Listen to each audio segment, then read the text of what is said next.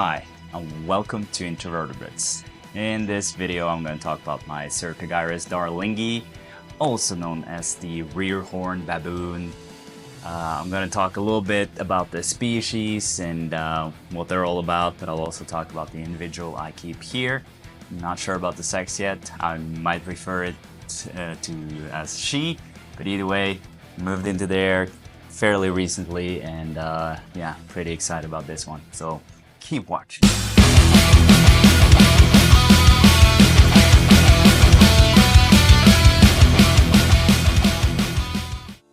Meet my Ceratogyrus darlingi, also known as the rear-horned baboon tarantula. In the wild, you can find this species in southern Africa, and they're most common in Botswana and Lesotho.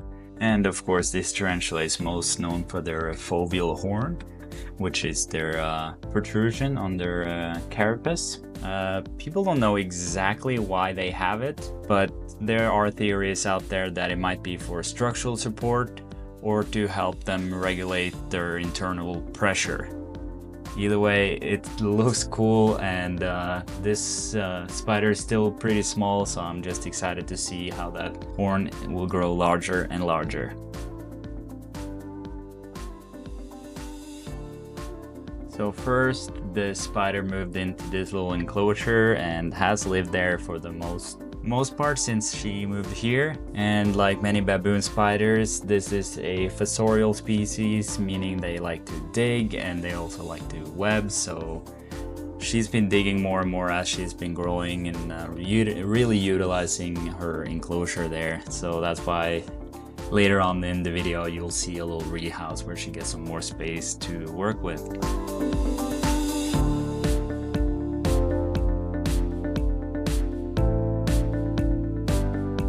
So I've had this particular spider for about a year, I think, maybe longer. I'll put it on the screen, whatever it is, because I can't remember off the bat.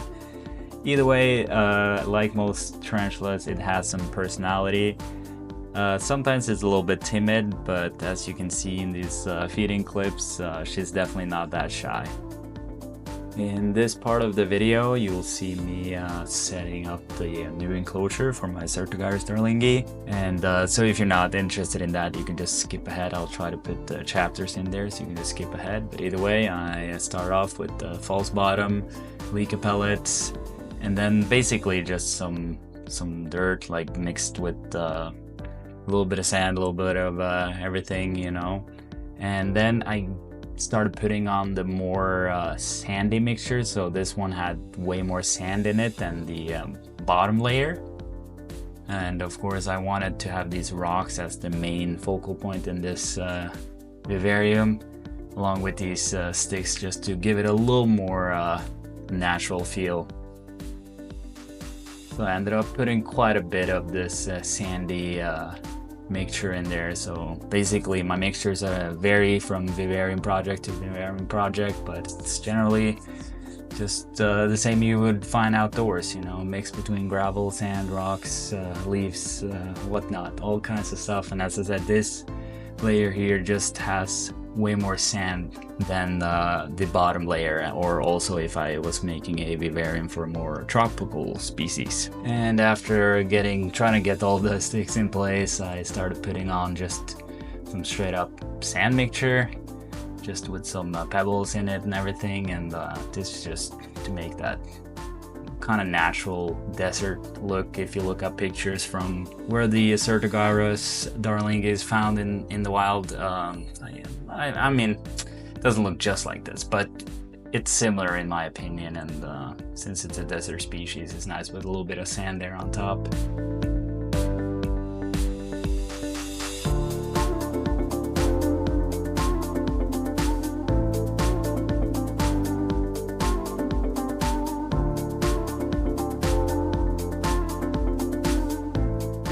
Last minute adjustments, and also planted some grass seeds in here, which you'll be able to see later on. But this is the end product.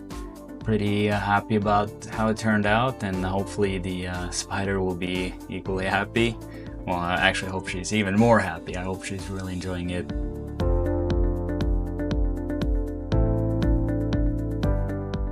here you see it now with the grass growing and everything, and let's just get to the actual spider moving. So she lived in this little box, and she had dug herself all the way down in there, so it was took some time to just dig her out basically. But here I got her. She's not super big yet, but she'll definitely enjoy a bigger enclosure in my opinion. Although I generally kind of make larger enclosures than necessary.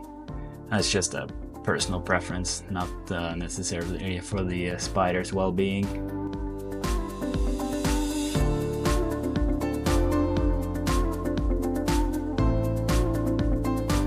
So as you can see, it's I had a little bit of struggle here in the beginning, and eventually I decided this cup was too small. Let's just get a larger one and see if I can just chase her in there.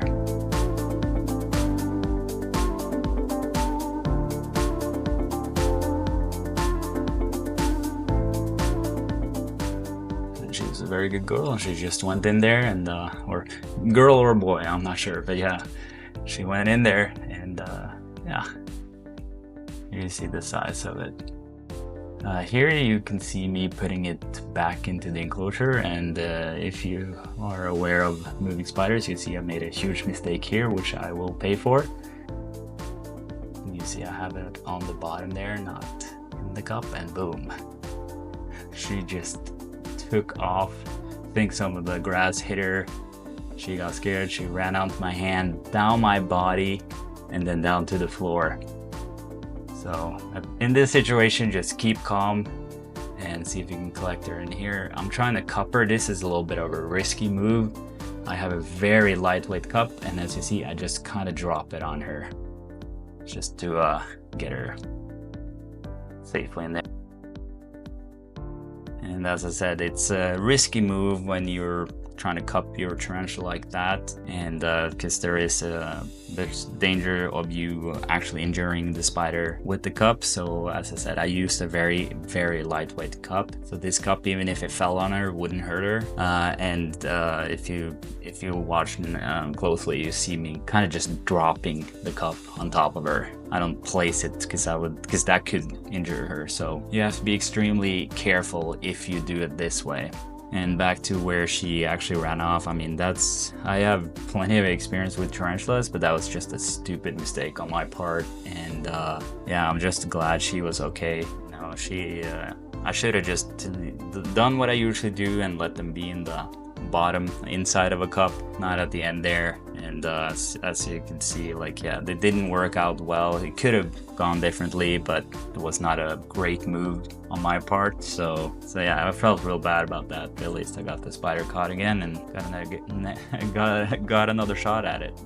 Alright, so here I have her again, and I'm trying to do it the right way this time. And as you see, the spider's in the top inside of the cup. This is the way to do it. So learn from my mistake, guys.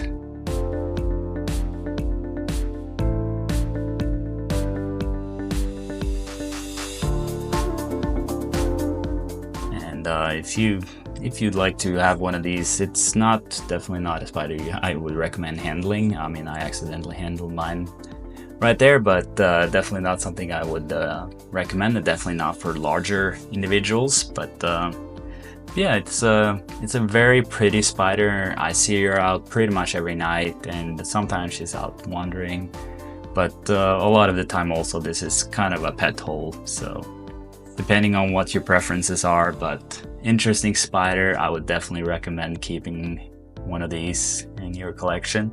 And yeah, don't expect to pose for selfies with this one though.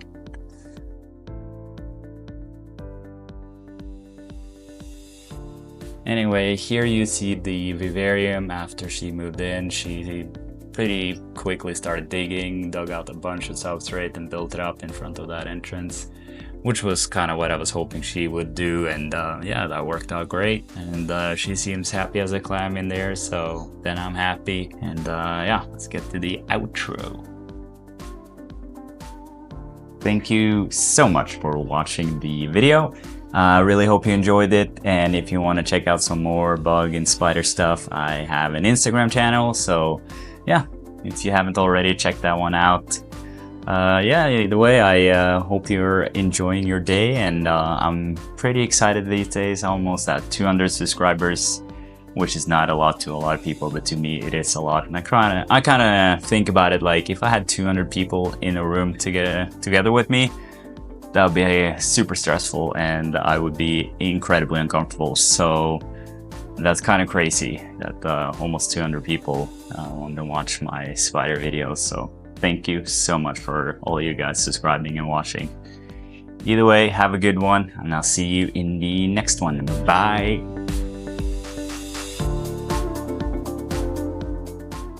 That's the rear horned baboon in this video. Damn it. Hello, Gizmo.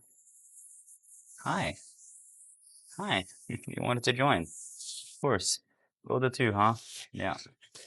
Alright. Thank you.